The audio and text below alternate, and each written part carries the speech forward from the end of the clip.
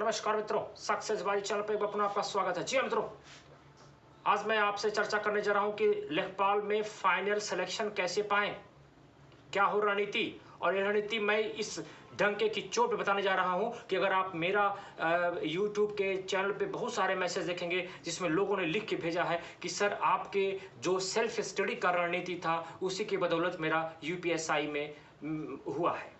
ऐसे बहुत सारे मैसेज हैं, मैं ऐसा भी नहीं कहता 1000-2000 मैसेज हैं, लेकिन 10-20 मैसेज ऐसे हैं जिन लड़कों ने मुझे फॉलो किया है। चूंकि मैं नया हूं, हो सकता है लोग मुझे कम फॉलो करते हो मेरी बताई हुई बातों को, लेकिन जिन्होंने किया है उन्होंने ऐसे मैसेज को डाला है।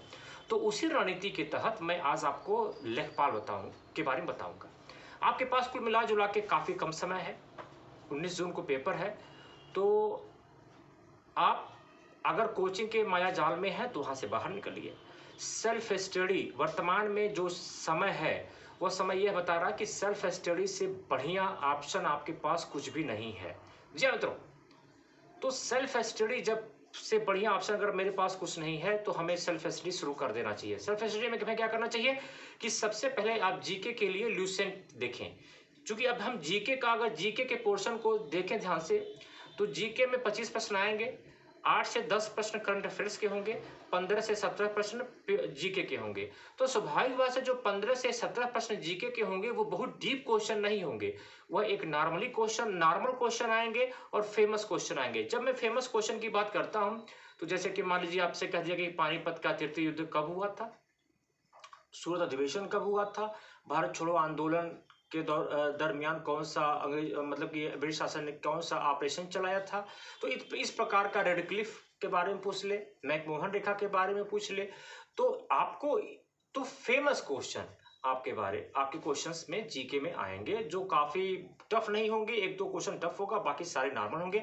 तो आपको ज्यादा से ज्यादा ऐसा कोई बुक्स लेना है जैसे कि आप मान के चलें कि अगर आपके पास घटना चक्र के एसएससी जीके है तो आप उसके सारे क्वेश्चन को रिपीट कर डालिए, उसकी व्याख्या के साथ रिपीट कर डालिए और साथ में ल्यूसेंट जीके जो आता है उसको पढ़ते रहें। आप जीके में थोड़ा सा अभी टेंशन ना लें, क्योंकि जीके आसानी से हो जाएगा, आपके सारे क्वेश्चंस वहीं से पूछे जाएंगे। और करंट अफेयर्स के लिए अभी पीसीएस एग्जामिनेशन जब नजदीक आएगा तो उस समय घटना सार आएगी, तो उसी समय आप घटना सार ले लीजिएगा और उसी को पढ़ डालिएगा। और करंट अफेयर्स जो 8-10 क्वेश्चन आएंगे उसी घटना सार से ही आएंगे।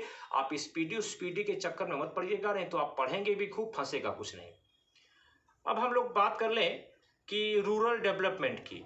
तो रूरल डेवलपमेंट एक ऐसा डेवलपमेंट है, मतलब कि आप जैसे कि आप उसको रूरल डेवलपमेंट के आपके पास एक थॉट होना चाहिए कि खास ग्रामीण विकास होता क्या है। तो आपका 73वां संविधान संशोधन, 74वां संविधान संशोधन और आपके जो उज्ज्वला योजना के तहत जो गैस कनेक्शन बांटे जाते हैं गांव में महिलाओं के, वहाँ जो स्वच्छ भारत अभियान है, जो एपीजे कलाम का पूरा कॉन्सेप्ट था। तो जो गांव से संबंधित, खासकर रूरल डेवलपमेंट, जो गांव से संबंधित सरकार की योजनाएं होती हैं उनकी तरफ हम लोग ध्यान आकर्षित करते हैं। ठीक, इसको रूरल डेवलपमेंट कहते हैं। और साथ में रूरल डेवलपमेंट में चूंकि आप लेखपाल की तैयारी करने जा रहे हैं तो लेखपाल में बीघा, बिस्वा, एकड़, एयर ये सब आता है। तो इनका जो है इसका जो पैमाना होता है उसको आपको रटना चाहिए कि बीघा को बिस्वा में कैसे कन्वर्ट करते हैं, बिस्वा को बीघा में कैसे कन्वर्ट कर सकते हैं, एयर को मीटर में कैसे कन्वर्ट करें। ये सब थोड़ा सा आपके पास जानकारी होना चाहिए बस। और रूरल डेवलपमेंट में कुछ नहीं है और आपका सिलेक्शन हो जाएगा। और कम से कम आप अगर अच्छे से पढ़ के जाएंगे तो आपका 20 से 25 प्रश्न आता है। अब प्रश्न उठता है कि हम किताब खरीदना चाहते हैं तो क्या खरीदें। तो आप जान लीजिएगा परीक्षा वाणी की रूरल डेवलपमेंट किताब जो आई है वो सबसे बेस्ट बुक है, आप उसको ले लीजिए। जनसंख्या आप जरूर पढ़ लीजिएगा उत्तर प्रदेश की, और यूपी स्पेशल खासकर पढ़ लीजिएगा। हालांकि जब तक कि यूपी स्पेशल रूरल डेवलपमेंट का भी होगा, क्योंकि राज्य सरकारी की राज्य गवर्नमेंट जो गवर्नमेंट है, जो स्टेट गवर्नमेंट है, उसकी बहुत सारी योजनाएं हैं जो रूरल डेवलपमेंट के लिए, उसको सर्च करिएगा। और आपका जो परीक्षा वाणी की बुक है उसमें लगभग सब दिया रहेगा।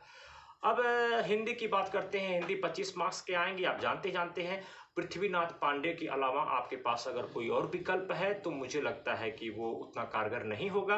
पृथ्वीनाथ पांडे अगर आप पढ़ के जाएंगे तो आप मतलब 25 में कम से कम 23-24 क्वेश्चन सॉल्व करके की स्थिति में रहेंगे, 23। और कोई ये कहते हैं मेरा नोट्स खरीद लीजिए, मेरे से पढ़ लीजिए, तो भाई तुम्हारा नोट्स खरीद लें, तुमसे पढ़ लें, क्या गारंटी है कि उसमें से आएगा। सिंपल सा बात है। लेकिन बुक्स है, ऑथेंटिक बुक्स है, आयोग उसको फॉलो करता है तो उससे आएगा ही आएगा, यह एक कटु सत्य है। मैथ्स में बहुत लोगों की हालत पंचर होती है। मैथ एक बहुत लोगों के लिए डरावना होगा, बहुत लोगों के लिए आसान होगा।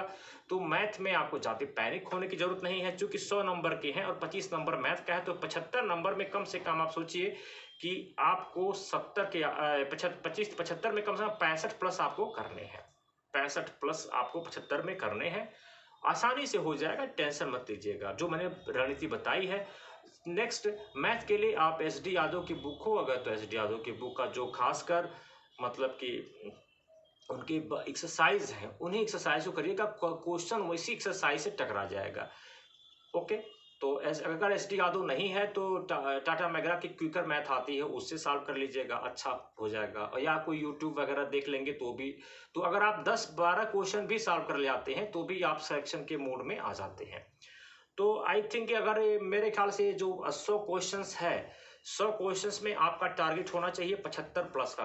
और आपको सेफ होना है तो 75 प्लस का टारगेट होना चाहिए।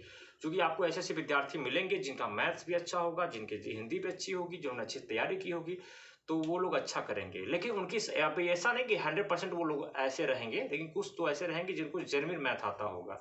तो उस जेन्युइन मैथ में आप लोगों की भी भूमिका होनी चाहिए कि आपसे अभी नहीं कि 25 का 25 मैथ आप छोड़ के चले आए। ठीक है, जिसको अच्छी मैथ आती है वो 20 करेगा, लेकिन आपको 12 करना चाहिए, 13 करना चाहिए, 7-8 नहीं करेगा। उस जो यहाँ मैथ में कम होगा उसको आप हिंदी में कवर करेंगे, उसको रूरल डेवलपमेंट में कवर करेंगे, उसको जीके करंट अफेयर्स में कवर करेंगे। और कितना घंटा पढ़ा जाए, ये भी एक यक्ष प्रश्न है। तो आप सबका पहले टाइम टेबल निर्धारित कर लीजिए। हर सब्जेक्ट कम से कम 8 घंटे आपको पढ़ने हैं। 2 घंटे आप मैथ को दीजिए पर डे, 2 घंटे आप पर डे जीके को दीजिए, और 2 घंटे हिंदी को दीजिए, और 2 घंटे रूरल डेवलपमेंट को दीजिए।